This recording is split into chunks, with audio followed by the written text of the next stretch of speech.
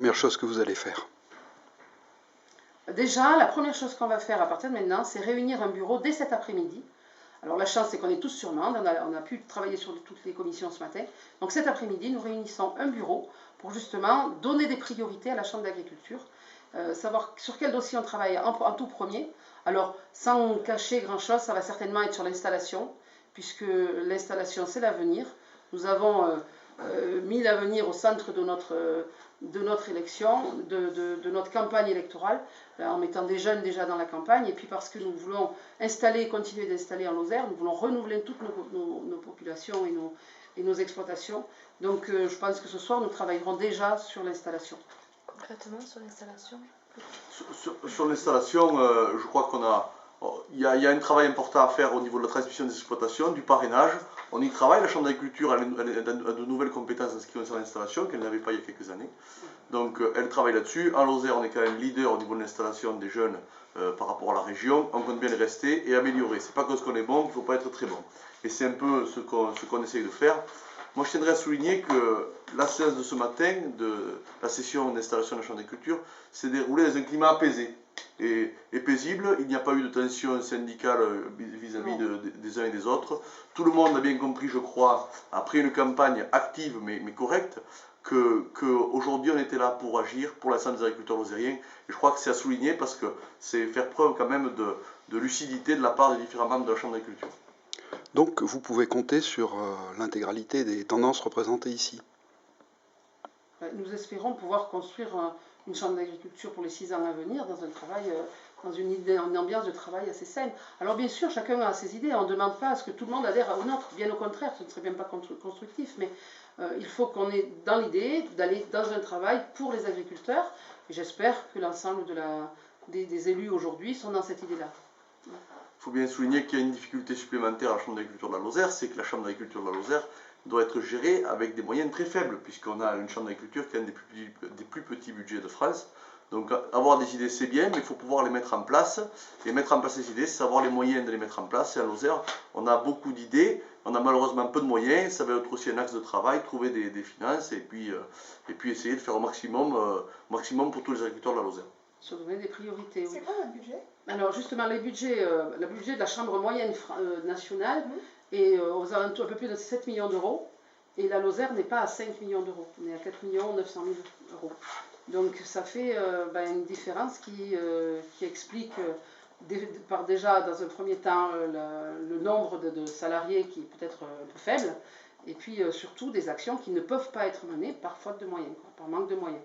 Alors, et des prestations qui ont un coût, puisque on est prêt à donner à accompagner les agriculteurs, mais il faut que les agriculteurs comprennent aussi que les moyens financiers, on ne les crée pas, même si on va en chercher.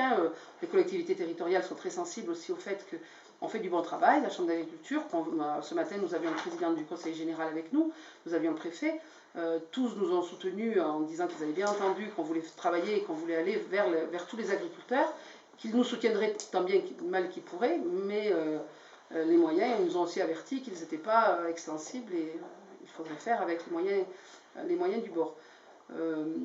Sachant que l'État, chaque année, rajoute des missions à la Chambre d'agriculture et se désengage de plus en plus au niveau financier. Donc les chambres d'agriculture depuis quelques années ont de plus en plus de missions à accomplir et de moins en moins d'argent pour les accomplir.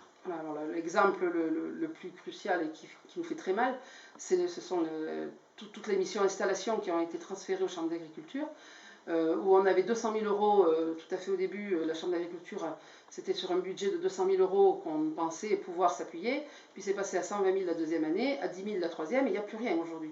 Donc quand on passe d'un budget de 200 000 euros pour accompagner l'installation à zéro aujourd'hui, forcément,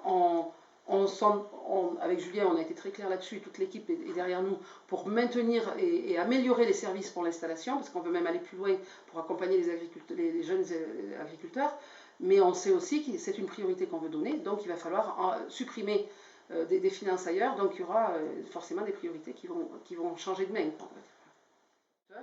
Et feront en sorte que les consommateurs vont douter ou vont se retirer un petit peu de la confiance qu'ils avaient à nous accorder. Donc oui, on a beaucoup à faire là-dessus.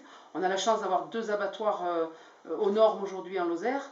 Il faudra peut-être aller plus loin. C'est dans ce sens-là aussi qu'on On espère pouvoir amener de la valeur ajoutée sur les exploitations, au lieu d'aller faire des lasagnes viande de cheval un peu partout en France. Et bien, en Lozère, peut-être on sera capable de faire, y compris des plats cuisinés, tout au moins de la découpe, et pouvoir afficher le logo de Lozère, Sud de France, sur des produits estampillés, nés, élevés, tués en Lozère et transformés, ça serait l'idéal. De retirer un petit peu de la confiance qu'ils avaient à nous accorder. Donc oui, on a beaucoup à faire là-dessus. On a la chance d'avoir 2 abattoirs aux normes aujourd'hui en Lozère. Il faudra peut-être aller plus loin. C'est dans ce sens-là aussi qu'on espère pouvoir amener de la valeur ajoutée sur les exploitations, au lieu d'aller faire des lasagnes viande de cheval un peu partout en France. Et bien, en Lozère, peut-être on sera capable de faire, y compris des plats cuisinés, tout au moins de la découpe, et pouvoir afficher le logo de Lozère, Sud de France, sur des produits estampillés, nés, élevés, tués en Lozère et transformés, ça serait l'idéal. Les 2 mandats de M. Mirmand, justement, en lui succédant. Alors, les 2 mandats de M. Mirmand, d'abord une équipe très soudée et une passion pour ce qu'il faisait, une présence extraordinaire et exemplaire. C'est une personne qui était très présente, qui répondait toujours à l'appel, y compris au pied levé, et qui a eu un lien très fort avec les salariés de la Chambre d'agriculture. Cette disponibilité, on va tout faire pour essayer de la maintenir, mais ça va être certainement un vœu qu'on va avoir, mais on va surtout se rappeler de la disponibilité qu'avait André Mirmand.